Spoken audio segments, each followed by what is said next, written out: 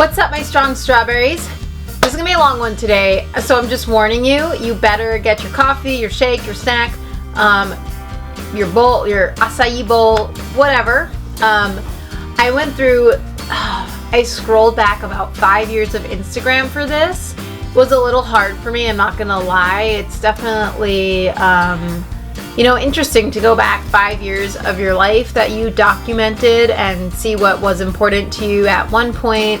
I want to show you guys my whole fitness journey, so starting from the beginning, and really show you how long this process has taken me, and that it's not just the 4 months of cutting that have gotten me to where I am, but all of my, every single training day up to this day. And I started about 6 years ago. So we're gonna start from the beginning. I scrolled through 7 years of Instagram for this, 5 years of Instagram for this. So sit down, relax, grab your coffee. This is gonna be a long, very talky video today. There's gonna be some pictures, but not too exciting. I played sports my whole life. I started when I was young. At some point, probably in about middle school, you might have heard me talk about this, I decided to quit my sports. I was mega mall goth, and goths didn't hang out with jocks, so I stopped playing sports. I wanted nothing to do with them. It was stupid, I know, and really childish, but I was a child, so what to expect? I think now with the internet, I'm hoping children are a little bit more friendly because they can see other people's lives, and maybe hanging out with people who don't look like you is not as taboo anymore. I don't know, I could be making this up, but anyway. So yeah, I just started, doing art 8 hours a day, didn't really exercise anymore. I probably gained a little bit of weight, so I'm going to show you my kind of starting picture here. This was probably first year of college, or even before this. Might even be my last year of high school. So I was about 125 pounds of fluff. I didn't work out at all. So my adult life, my body weight has only changed about 20 pounds, but I went up and down a lot. So over these next 6 years, you're gonna see a lot of changes in my training style, my goals, and my body composition. And if you're a natural athlete, this stuff takes a really long time. So went to college, went to NYU, had a freak out the first week. I was like, wait, I don't like drinking, I don't like partying, I don't know what to do with myself. So I started playing Ultimate Frisbee. There was a lot of partying in that, but at least it revolved around playing sports. And I made a really cool group of friends that I really liked. And I was like, wow, sports are really cool. I had so much fun. We had practice every day. We did stair workouts. And I started lifting weights at this time. I started through a friend who had been doing CrossFit. We would go to the park. I don't have a picture of this, but we made Flintstone plates, like concrete plates to deadlift. And I remember being like, that's too heavy. I don't want to lift heavy. I'm just gonna do some pull-ups and run around. That's all I want to do. So that's all I did. I pushed some cars, pulled some tires. So that was my first. This was probably in, I want to say 2012. The first time I touched a weight for real was this. And then when I went to college, I found this Black Iron gym. I guess it was my second year of college, and I started lifting weights. I started with starting strength.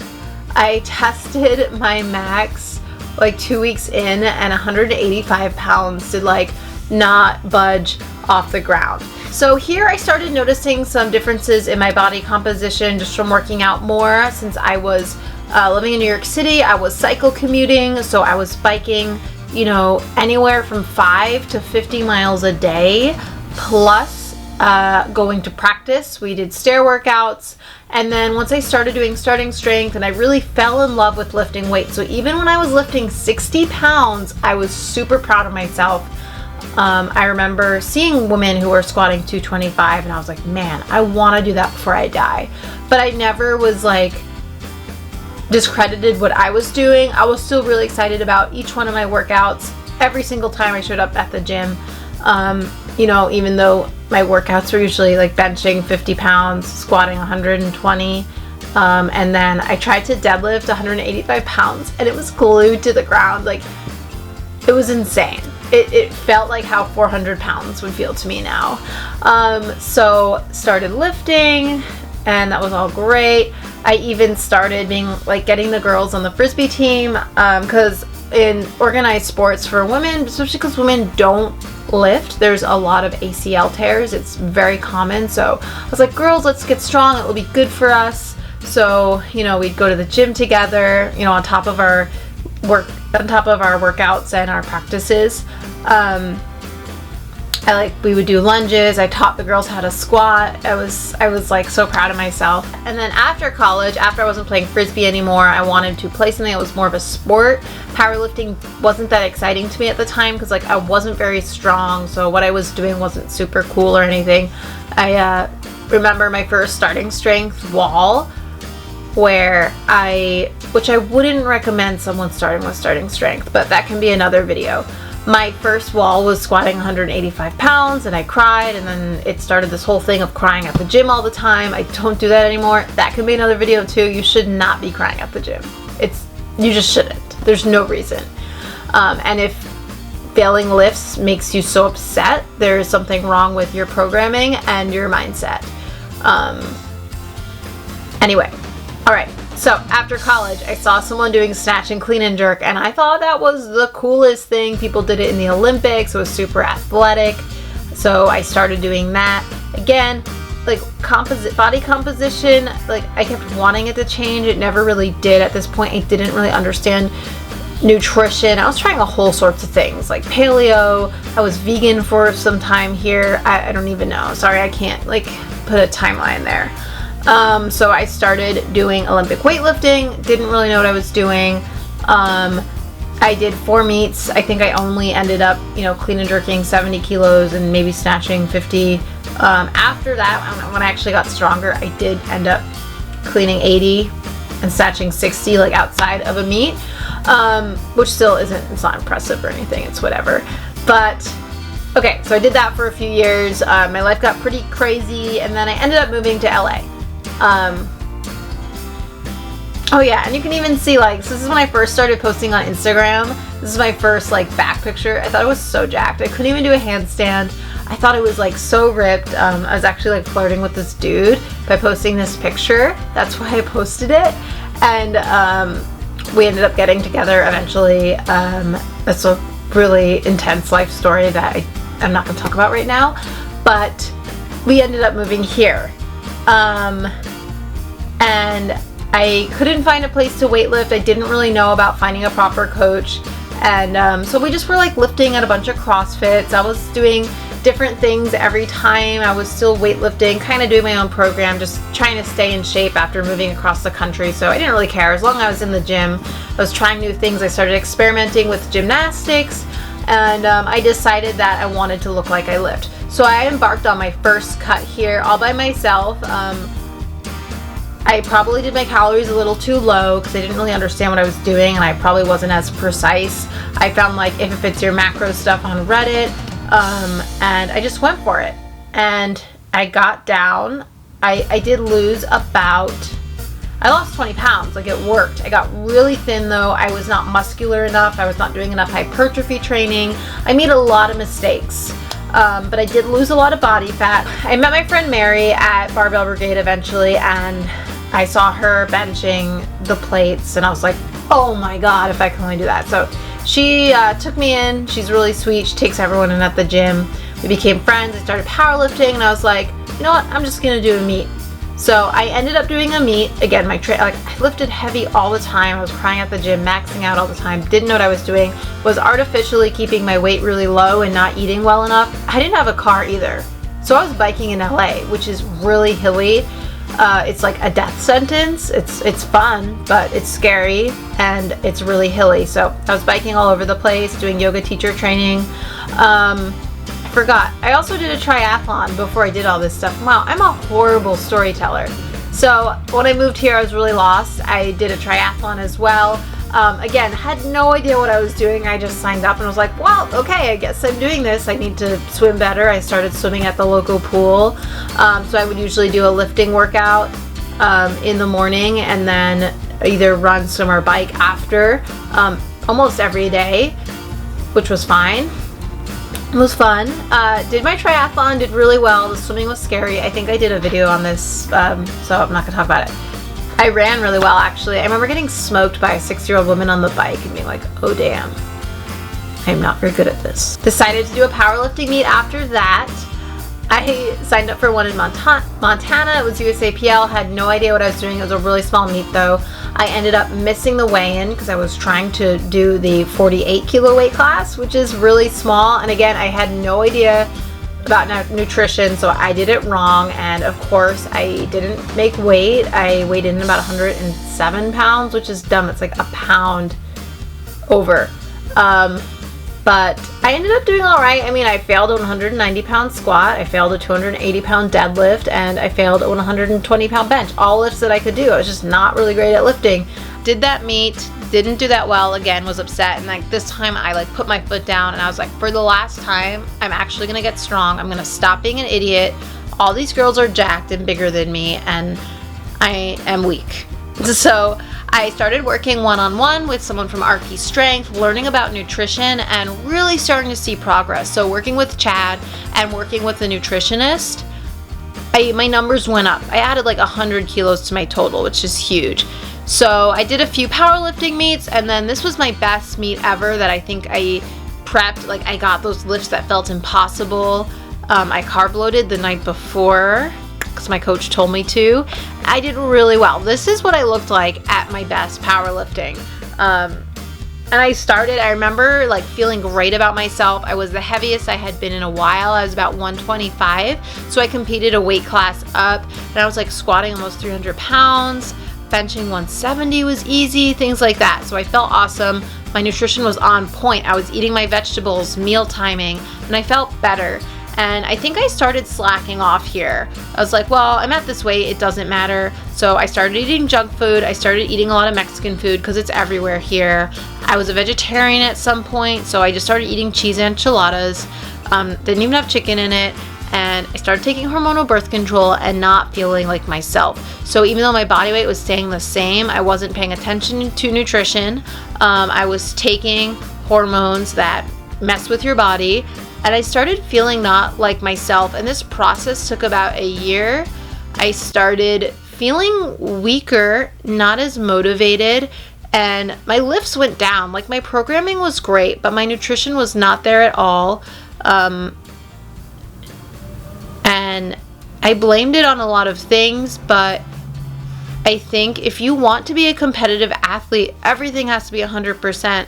And especially if you're natural, you cannot let anything slide because you're already just fighting this constant uphill battle as you age. If you're a woman, you don't have as much testosterone naturally. So your nutrition and your sleep have to be impeccable.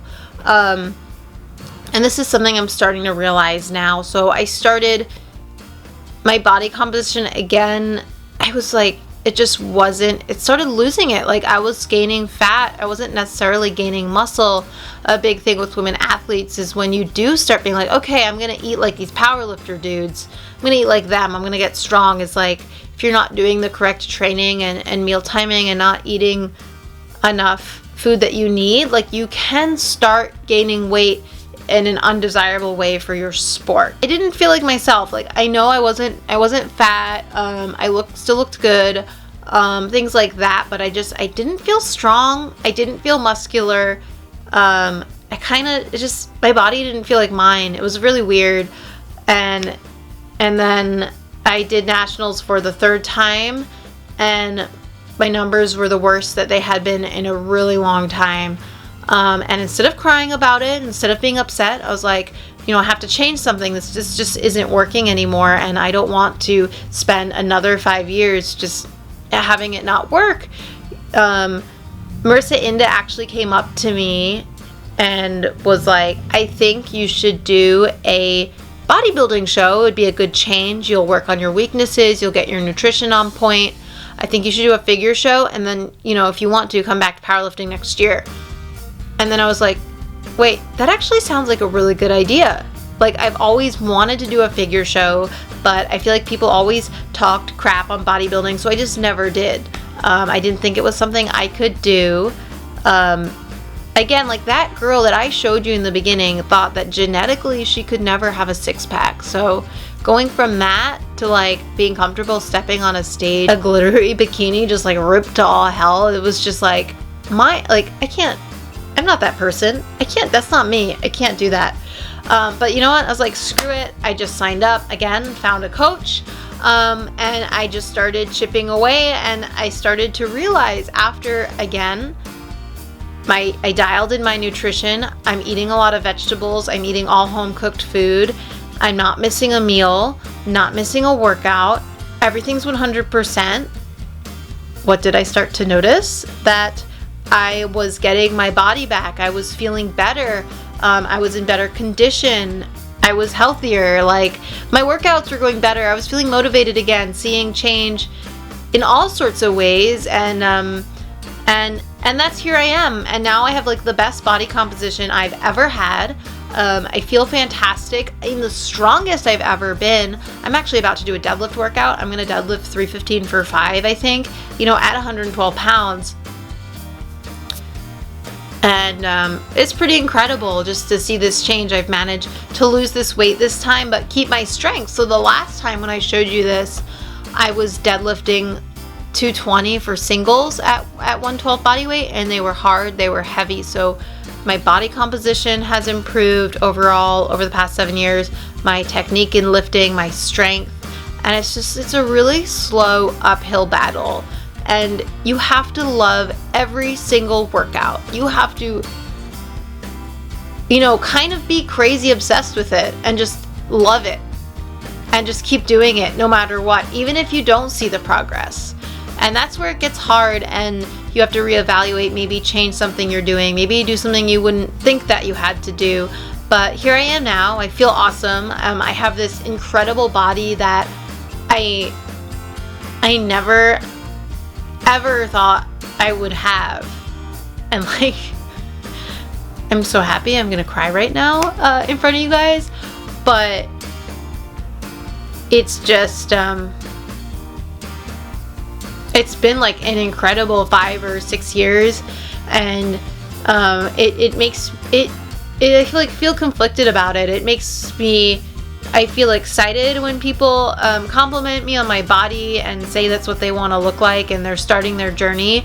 But I don't want anyone to ever think they're inadequate because they don't look the way that I do right now.